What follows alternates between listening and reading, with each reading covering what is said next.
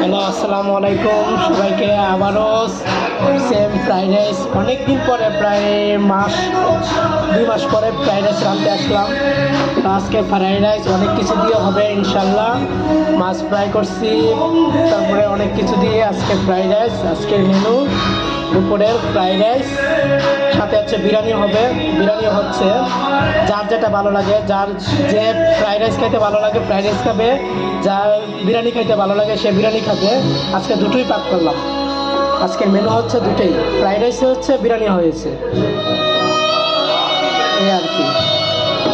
তো এখন রাঁধতে তেমন ভালো লাগে না, সব কিছুই আগের মতো ঠিক আছে, কিন্তু মন মানসিকতা তেমন ঠিক নাই, এই আর কি।